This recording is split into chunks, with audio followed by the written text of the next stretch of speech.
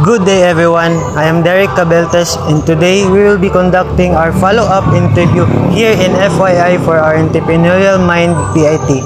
So you might remember last midterm that we interviewed Sir Jonathan Cabello about the background on how did he manage to build up his own business. And today we are here to visit again to assess how did they adapt and cope up in this economy amidst the increase of fuel prices.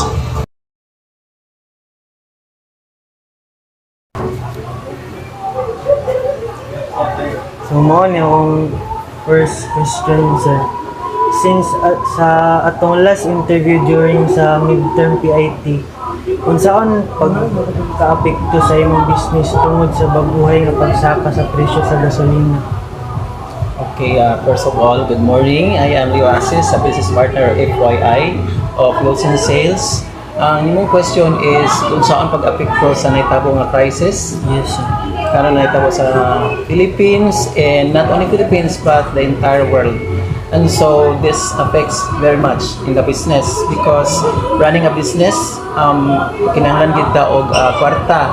So one of that is the economy affects our business. So doon na gyud mga transition ng atong business from siguro naatay gitawag nga level 1 to 10 na natakaron sa pag-usos gamay sa level 7. So the economy affects our business, especially the global crisis this time. So it affects much with our business.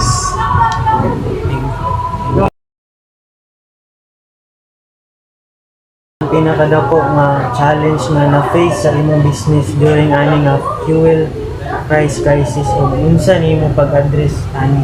Okay. So first of all, our business also caters fuels, gasolines, and transportation and manpower.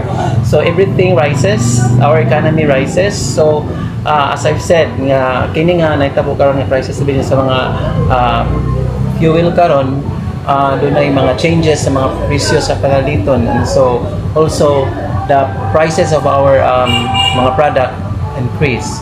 And good na lang dinhi sa FYI atong consider that we consume. That is why atong gamay lang kaayo nga pag-us-us para gid na ma-afford pud sa mga tao ang atong produkto. So kung gusto ninyo na sulayan ang among product, dili kayo nato na mabati nga ni increase tungod kay dili man pud ako kay ang increase nga among gipatong, gamay lang. Though do na gid crisis karon sa atong ekonomiya.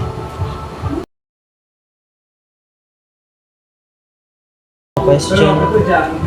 Unsa nga mga adjustments or strategies ang imong gi-implement para makup sa rising operation cost? Okay. So we cannot dili nato compromise ang quality sa atong product. Not because ni dako ang ang presyo atong iles ang quality. So we still have to maintain the quality of our products, same taste, same preparation. But of course, diskarte na sa mga businessmen unsaon nga manatili ang quality sa ilang product. Do dili nato masulti kung yun sa namo pag justify pag adjust ang among mga quality sa product, kami na naibalo ana. But in terms of quality, same quality ra gihapon ang among gibuhat.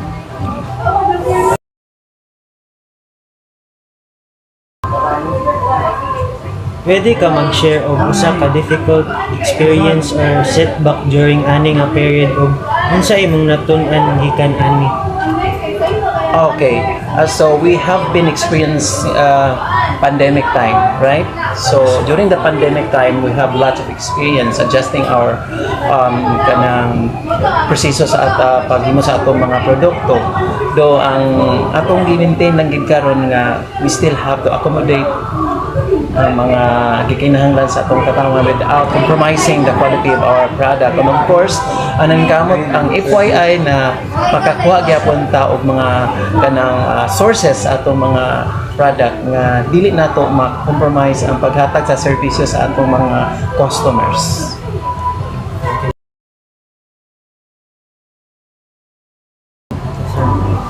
Given the current situation, unsa imong advice sa ubang entrepreneurs sa pag-manage og business during economic challenges parehas? Okay, so during the challenges at this time, I would like to also to give them input nga we need to resource something in order to maintain our product. Not because lisod na kay ang time, mag-stop punta. So we need to discover more products and more process, mga innovations to continue serving our customer. Di lamang siguro nga mo stop ka kay nagtaas ang tanan presyo ngunit mangita ta og mga pamaagi para atong mahatagan ang serbisyo ang mga katawan by maintaining the quality of our product.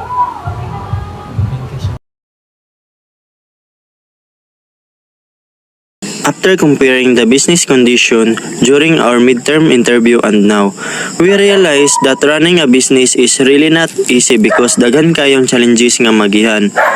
During the midterm interview, the business owner shared that if he could go back the beginning, dapat sure na jud ka sa imong business, tarungon jud nimo and dapat kabalo na ka mo think about the future.